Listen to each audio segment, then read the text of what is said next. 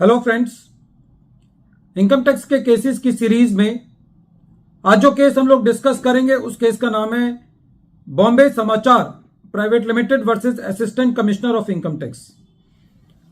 यह case 107 ITR tribunal short note 57 पर report हुआ। मैटर मुंबई आईटीआईटी की बी बेंच ने डिसाइड किया और इस केस का जजमेंट 3 अक्टूबर 2023 को आया।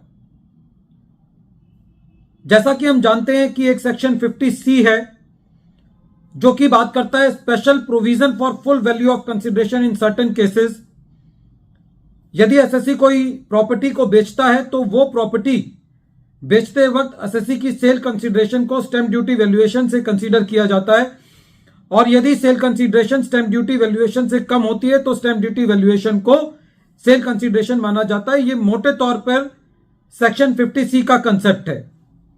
लेकिन यदि असेसमेंट प्रोसीडिंग्स चल रही हो और असेसिंग ऑफिसर एसएससी की सेल कंसीडरेशन को ना मान करके स्टैंप ड्यूटी वैल्यूएशन से उसको रिप्लेस करना चाहता हो तो सेक्शन 50C सबसेक्शन 2 ये कहता है कि असेसिंग ऑफिसर जब तक स्टैंप ड्यूटी वैल्यूएशन को नहीं मान सकता जब तक असेसिंग ऑफिसर उसका वैल्यूएशन डिपार्टमेंट वैल्यूएशन ऑफिसर को रेफर नहीं कर देता। लेकिन इसका एक छोटा सा प्रावधान यह है कि सबसे पहले यह जरूरी है कि एसएससी स्टैंप ड्यूटी वैल्यूएशन को यह कहे कि जो सेल कंसीडरेशन है वो स्टैंप ड्यूटी वैल्यूएशन से कम है।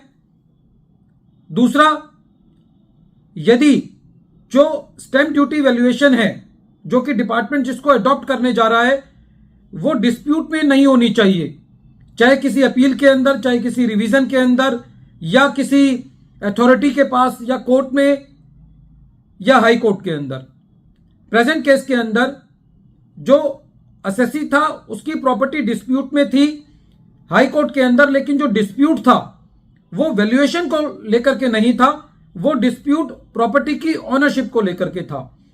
जब असेसमेंट चल रहा था तो असेसिंग ऑफिसर ने एसएससी को शो कॉज नोटिस दिया कि आपका जो सेल कंसीडरेशन है उसको स्टैंप ड्यूटी वैल्यूएशन से क्यों ना रिप्लेस किया जाए। तो इस पर एसएससी का यह कहना था कि मेरी प्रॉपर्टी हाई कोर्ट के अंदर डिस्प्यूट में है, इसीलिए यह प्रॉपर्टी कम में बिक रही है, इसलिए मेरी सेल कंसीडरेशन ही फुल वैल्यू ऑफ कंसीडरेशन माना जाना चाहिए। लेकिन असेसिंग ऑफिसर ने एसएससी की बात नहीं मानी और बिना डीवीओ को रेफर किए एडिशन कर दिया।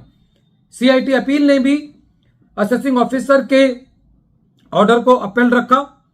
जब यह मैटर आईटीआईटी के पास गया तो आईटीआईटी का यह कहना था कि प्रेजेंट केस के अंदर जो हाई कोर्ट के अंदर एसएससी का डिस्प्यूट चल रहा है वो प्रॉपर्टी के वैल्यूएशन को लेकर के नहीं है, वो डिस्प्यूट प्रॉपर्टी की ओनरशिप को लेकर के है।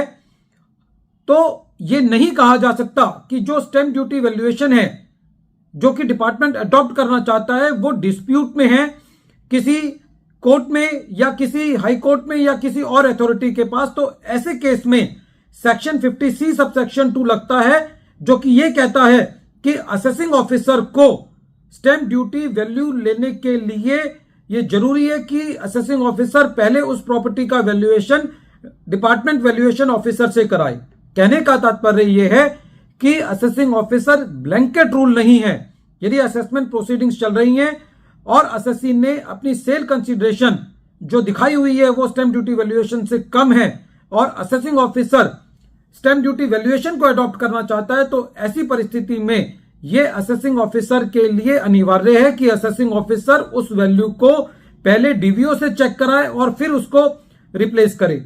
फ्रेंड्स, हम मैक्सिमम केसेस में ये देखते हैं कि जब भी ऐसी परिस्थिति आती है तो assessing officer stamp duty valuation को एज ए गॉस्पेल ट्रूथ मान करके उसको अडॉप्ट कर लेते हैं। लेकिन जो सही मर्यादा है वो ये है कि सेक्शन 50C सबसेक्शन 2 के मुताबिक असेसिंग ऑफिसर के कंधों पर यह जिम्मेदारी है कि वो उस वैल्यूएशन को लेने से पहले डीवीओ को रेफर करे और फिर जो वो वैल्यू आए उसके हिसाब से एसएससी को एक डीवीओ की रिपोर्ट पर भी सुनवाई का मौका देते हुए अपना फैसला सुनाए।